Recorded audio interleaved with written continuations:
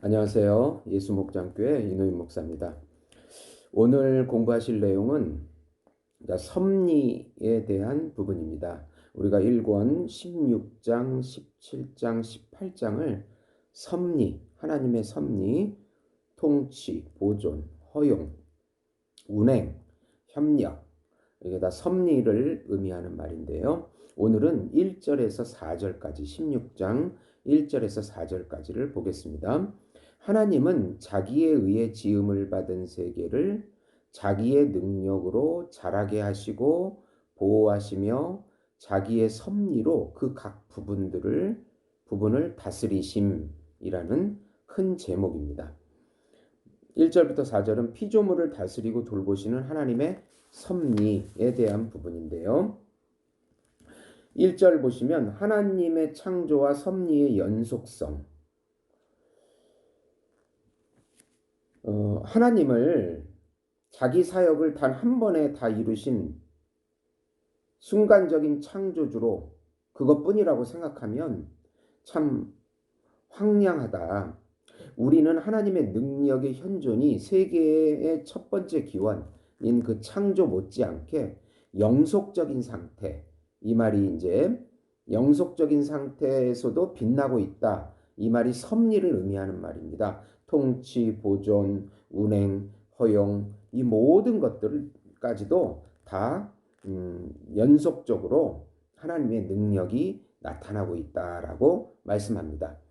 히브리서 11장 3절에 보시면 믿음으로 모든 세계가 하나님 말씀으로 지어진 줄을 우리가 아나니, 이 말씀을 우리가 대할 때 그저 창조하고 아무것도 안 하는 이신론적 하나님이 아니고 우리의 믿음은 더 깊이 들어가야 되는데, 우리의 믿음은 하나님이 만물의 창조주라는 가르침을 받게 되면 더 나아가 그가 어떤 우주적 운동으로 천체와 그 각 부분을 운행하신다는 점에서 뿐만 아니라 더 나아가서 심지어 개별적인 참새 한 마리까지도 그 자기가 만드신 모든 것을 지키시고 기르시고 돌보신다는 점에서도 영원한 통치자시며 보존자라는 결론에 이르게 된다.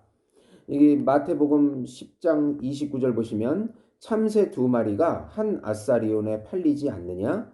그러나 너희 아버지께서 허락하지 아니하시면 그 하나도 땅에 떨어지지 아니하리라. 만물을 창조하시고 한 마리도 다 하나님의 능력의 손으로 그 섭리로 역사하신다고 말씀하고 있는 것입니다. 이에 대해서 다윗이 아주 좋은 본문을 말씀하고 있는데요. 시편 33편 6절에 보시면 여호와의 말씀으로 하늘이 지음이 되었으며, 이건 창조를 의미하고 그 만상을 그 입기운으로 이루었도다.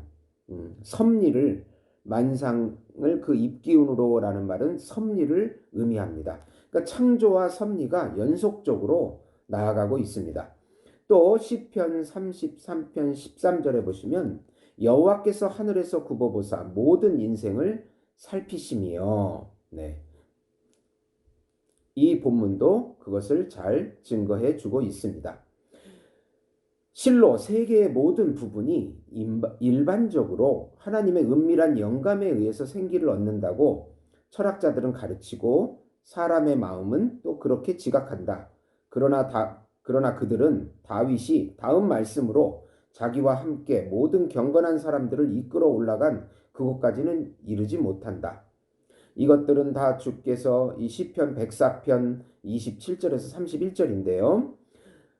이것들은 다 주께서 때를 따라 먹을 것을 주시기를 바라나이다. 주께서 주신즉 그들이 받으며 주께서 손을 펴신즉 그들이 좋은 것으로 만족하다가 주께서 낯을 숨기신즉 그들이 떨고 주께서 그들의 호흡을 거두신즉 그들은 죽어 먼지로 돌아가나이다. 주의 영을 보내어 그들을 창조하사 지면을 새롭게 하시나이다. 여호와의 영광이 영원히 계속할지며 여호와는 자신에게 행하시는 일들로 말미암아 즐거워하시리로다. 하나님이 자기의 부성적 호의를 알려주시는 유일한 길인 그의 특별한 돌보심에 대한 것을 우리가 이해해야 한다. 잘 이해해야 된다. 시편 이 104편의 본문은 하나님의 뜻대로 모든 것이 움직여지는 그 섭리를 보여주고 있는 것입니다. 이것이 바로 또 성령의 역사다. 칼빈은 모든 것에 미치는 하나님의 섭리가 성령의 역사라고 주장합니다. 2절 보시면 운명이나 우연이 아니라 섭리로 만물을 지으시고 다스리심. 네. 이 모든 일이 우연에 맡겨져 있다는 것은 시대를 불문하고 일반적으로 받아들여져 왔으며 거의 모든 인생들이 또 이 같은 견해를 말씀하고 있습니다. 그러나 이것은 섭리와 아주 배치되는 사상입니다. 육체적 이성은 모든 것을 순경이든 역경이든 운명에 돌립니다. 그러나 마태복음 10장 30절에서 마태복음 10장 30절 너희에게는 머리털까지 다 세신 바 되었으나 이 말씀 속에서 그리스도의 입으로 가르침을 받는 사람은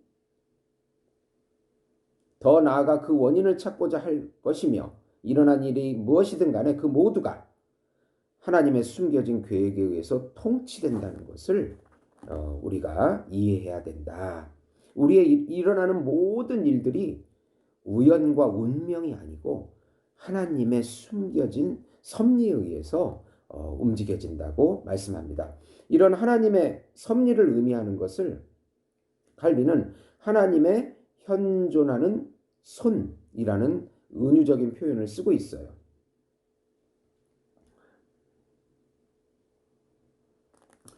태양을 예로 들면은 하나님은 태양을 도구로 사용하십니다.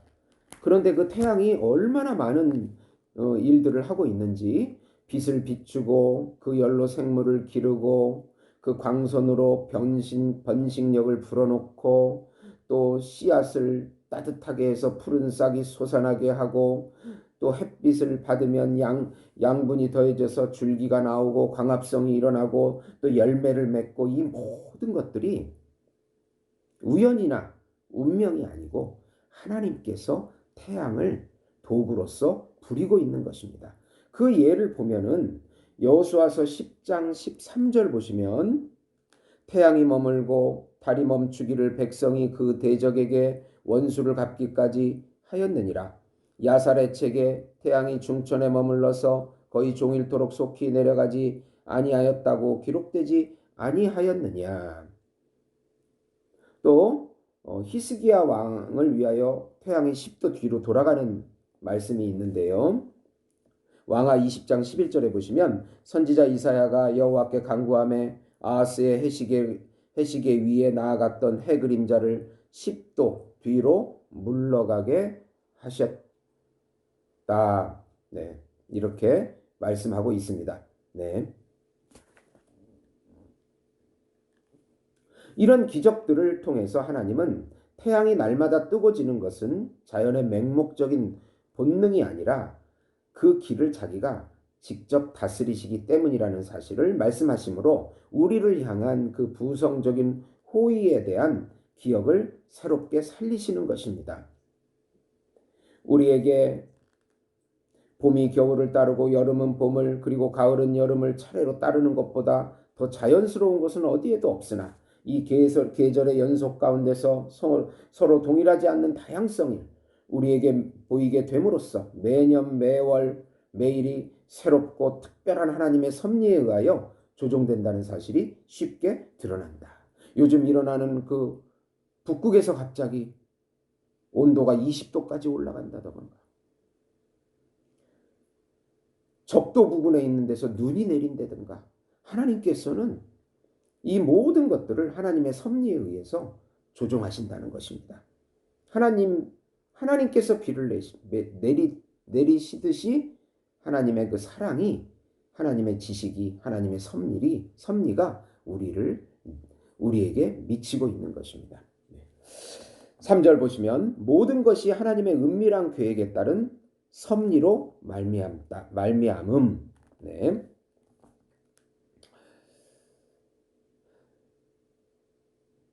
그가 하늘과 땅을 자기의 섭리로 다스리시면서 모든 것을 규율하여 그의 계획이 없이는 어떤 일도 일어나지 않도록 하신다.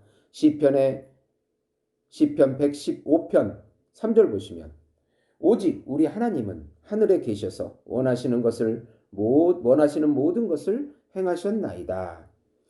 하나님은 자기의 확실하고 확정된 뜻에 따라 원하시는 모든 것을 행하십니다. 하나님의 통치가 이처럼 그의 모든 작품에 미침에도 불구하고 그것은 어떤 자연적인 흐름에 가두는 것은 억지다. 마치 하나님이 자연의 연속적인 법에 맡겨 모든 것이 자유로운 행로를 쫓도록 허용하기라도 하는 듯이 그 섭리를 그토록 좁은 한계에 가두는 자들은 그에게서 그 영광을, 하나님의 영광을 사취하는 것 못지않게 이 섭리의 교리를 가리우고 있는 것이다. 그저 이성의 법칙대로, 자연의 법칙대로 움직인다.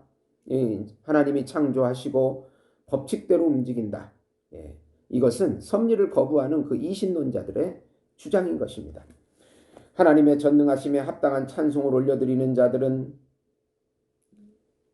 이중적인 열매를 누리게 되는데, 우선 하나님의 소유는 하늘과 땅에 미치며 모든 피조물이 그의 지시에 주목하고 헌신하여 그에게 순종하기에 이르게 되는 바, 이는 선을 행하기에 충분한 능력이 하나님 자신에게 있기 때문이다. 두 번째로 모든 피조물이 하나님의 보호 아래 안전하게 쉴 수 있게 되는 바, 이는 우리가 두려워하는 해로운 것들이 어디에서 연원하든 모두 그의 뜻에 종속되고 사탄이 자기의 모든 광포와 자기의 전체 장구를 갖추고 나타나나 그의 주권으로 제압당하고 우리의 안전에 역행하는 것은 무엇이든 그의 지시에 따른다는 것.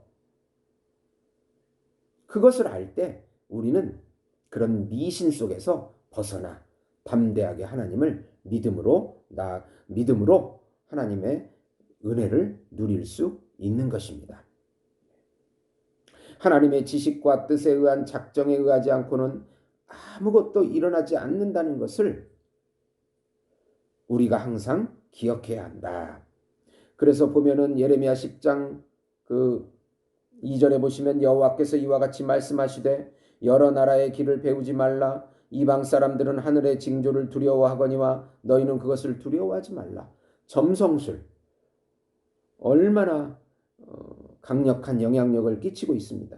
그러나 칼빈은 점성술을 반대하고 오히려 모든 것이 하나님의 지혜와 정의와 선함을 따라 작정대로 움직이고 있기 때문에 그런 점을 치는 것이나 작정대로 움직이는 것이나 아니 점을 쳐서 별자리를 보고 하는 그런 미신 속에서 벗어나야 한다. 그것은 겁먹을 일이 아니다. 그런 자연의 모든 일들은 하나님의 손안에 있다는 것을 기억할 때 우리가 자연 만물은 우상의 대상, 우상의 위치에 올려놔서는 안 된다는 것을 기억해 볼 필요가 있습니다. 마지막 4절입니다. 지식과 행위에 모두 미치는 하나님의 우주적인 혹은 일반적 섭리와 특별 섭리. 그러니까 섭리가 미치지 않는 곳은 없고 우주적으로 또 특별 섭리라고 하는 것은 기적적인 일들을 의미합니다. 우리가 무엇보다도 견지해야 할 것은 섭리의 의미가 하나님이 땅에서 무엇이 일어나는지 한가하게 하늘로부터 지켜보시는 데 있지 않고 그가 열쇠의 보유자라 열고 닫는 주권자라 권능자라고 다스리고 있다는 것을 꼭 기억해야 한다. 그의 두 눈 못지않게 그 손이 움직이신다. 그러면서 예를 드는데 아브라함이 그의 아들에게 하나님이 준비해 주실 것이라고 말했을 때 창세기 22장 8절 분명히 하나님은 그 말씀을 하시고 또 섭리하셔서 그의 배우자를 또 준비해 주시는 그 일들을 말씀하고 있는 예인 것입니다. 나는 하나님이 한가하시고 무기력하시다는 몽상에 빠진 언제나 세상에 넘치는 전염병과 같은 에피쿠르스 주의자들, 그저 있는 대로 살아라, 주어진 법칙대로 살아라, 이런 철학자들, 하나님이 공중의 상충부는 통치를 받게 하셨으나 하충부는 운명에 남겨두셨다고 허구를 일삼았던 옛날 사람들에 대해서는 여기서 말할 필요가 없다.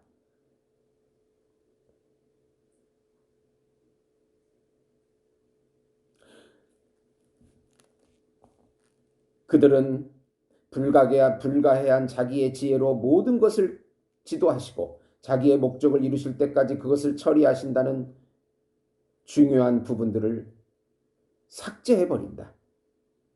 하나님의 조종권을 박탈시킨다. 그런 의미입니다.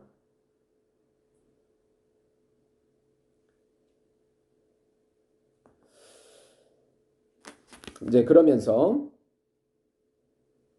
요한복음 5장 17절에 그리스도께서 자기와 아버지와 처음부터 지금까지 항상 일하신다는 이 말씀, 그리고 사도행전 17장 28절에 우리가 그를 힘입어 살며 기동하며 존재하는다는 말씀, 히브리서 1장 3절에 그의 능력의 말씀으로 만물을 붙드시고 라는 말씀을 언급할 필요가 있다. 어떤 사람들은 이를 빌미로 인해 가지고 특별한 섭리를 인정하지 않고 모호하게 가리는 사람들이 있는데, 하나님이 개개의 사건들을 다스리기 위하여 주의를 다하신다는 사실과 그것들 모두가 그의 결정적인 계획에 의해서 발생되고 어떤 것도 우연히 일어나지 않는다는 사실을 꼭 기억해야 한다. 그래서 칼빈은 여기서 그 우주적인 섭리, 일반적인 섭리, 그리고 또 특별한 섭리를 이분법적으로 보지 않고 둘이 함께 작용해서 나아간다. 이 부분, 이신론적 사상을 조심해야 되고, 또 모든 것이 우연과 운명으로 그냥 흘러나간다. 그렇게 겉으로는 보일지 몰라도 그런 주장도 오늘 섭리 교리에 의해서 마땅히 반박되어야 하는 것입니다. 들어주셔서 감사합니다.